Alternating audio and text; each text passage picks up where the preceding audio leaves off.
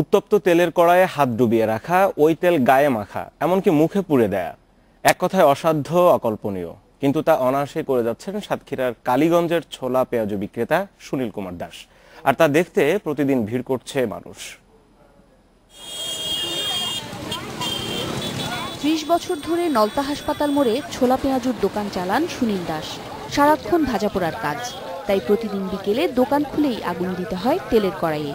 শুরু হয় ছোলা পেঁয়াজু ভাজা, চলতে থাকে একটানা রাত 10টা পর্যন্ত।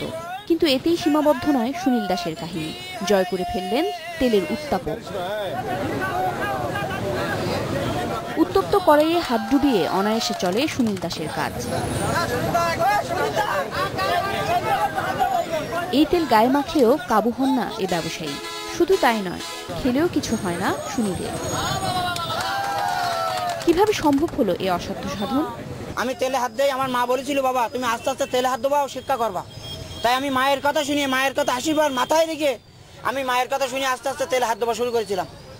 আস্তে আস্তে এখন সহি গেছে, এখন হাত তেল গায়ে দিলেও পড়ে না, খালেও পড়ে না, কোনো সমস্যা হয় না। সুনীলের এই অসাধ্য কাজ দেখতে প্রতিদিন দোকানে লেগে থাকে ভিড়। ওই তেলে হাত দেয়, ওনার কিছু হয় না, অথচ আমার গায়ে লাগলে আমার হাতটা ছোলা কাটে, পুড়ে যায়। হাতের তেলটা আমার হাতে যখন নেই, তখন আমার হাতে প্রচণ্ড গরম অনুভূতি হয় এবং আমার হাতে ঠোসকা পড়ে যায়। ঘটনার বিজ্ঞানসম্মত ব্যাখ্যা দিলেন এই চিকিৎসক। লেডেড ফ্রস্ট ইফেক্টের ক্ষেত্রে একটা মানুষ 400 ডিগ্রি সেলসিয়াস পর্যন্ত টেম্পারেচার সে সহন করতে পারে। তো আমরা জানি যে সাধারণত পানি অথবা তেল এটা ফুটে 120 থেকে 30 ডিগ্রি সেলসিয়াস টেম্পারেচার, অতএব তার কাছে এটা কোনো ব্যাপার না।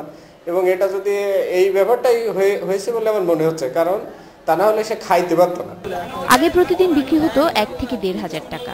গরম তেলের কাহিনী ছড়িয়ে পড়ায় সুনীল কুমার দাস এখন বিক্রি করেন 4 থেকে 4.5 টাকার ছোলা পেঁয়াজু। Independent news desk.